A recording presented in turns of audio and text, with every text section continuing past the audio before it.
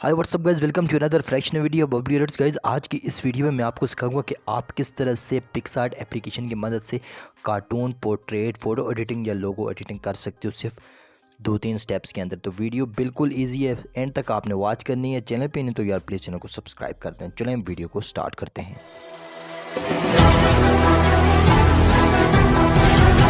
Guys तो first step में हम पिक्सआर्ट एप्लीकेशन को ओपन कर लेंगे। अगर आपके पास नहीं है, न्यू पिक्सआर्ट का लिंक डिस्क्रिप्शन में मौजूद है। उसके बाद हमने प्लस वाले टूल पे जाना है और यहाँ से हमने क्या काम करना है, बैकग्राउंड सेलेक्ट करना है। बैकग्राउंड का लिंक भी आपको डिस्क्रिप्शन में मिल जाएगा, ठीक है।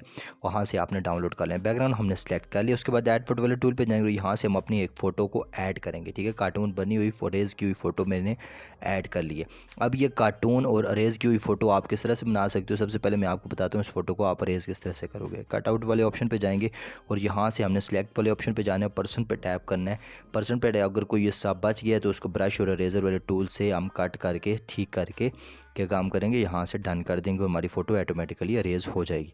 अब मैंने आपको बताना है कि ये कार्टून हम किस तरह से बनाएंगे, ठीक है। पहले हम इसको एडजस्ट कर लेते हैं, इसे कभी थोड़ा सा छोटा करते हैं और इस फोटो को हम इस साइड पे एडजस्ट करके यहाँ से हम इसको डन कर देते हैं।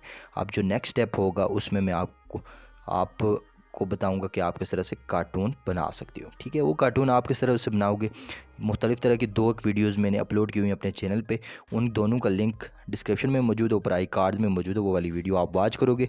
बिल्कुल आसान है कार्टून बनाना, ठीक है। उसके बाद हम गए हैं टेक्स्ट वाले टूल पे और यहाँ से मैं लिखता हूँ, आपने अपना नाम लिखना है, मैं यहाँ पे लिखता हूँ रेबल, ठीक है। रेबल लिखने के बाद यहाँ से मैं इसको डन कर देता हूँ।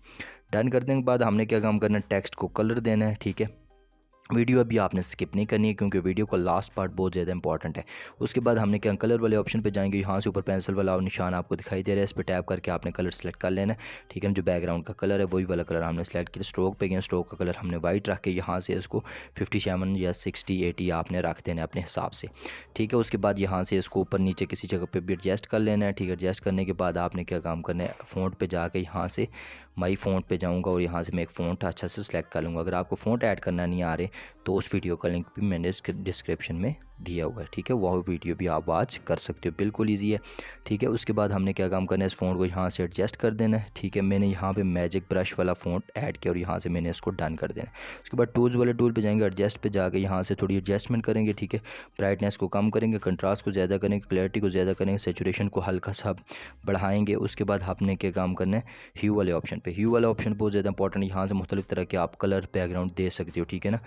जो बैकग्राउंड है वहाँ पे इसको पिंक, रेड, येलो जिस तरह के रखना चाह रहे हो आप कर सकते हो। मैं रेड यहाँ से रखता हूँ। रखने के बाद रेज वाले टूल पे जाऊँगा और यहाँ से मैं फेस को रेज कर लूँगा, ठीक है।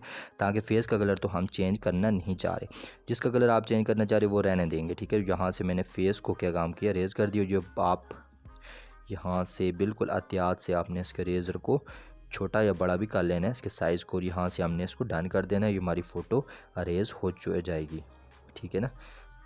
तो बिल्कुल आसान है, जब आप स्टार्ट करोगे काम करना तो बिल्कुल आपको इजी लगेगा, ठीक है। और यहाँ पे ये चेक कर सकते हो आप हमारी फ़ोटो किस तरह की लग रही है, ठीक है। हमने क्या काम किया, एक स्टेप में इसका कलर भी चेंज कर लिया। उसके बाद हम यहाँ से डन करने के बाद ड्रा वाले टूल पे यहाँ से सेव इमेज कर लेंगे। Thanks for watching.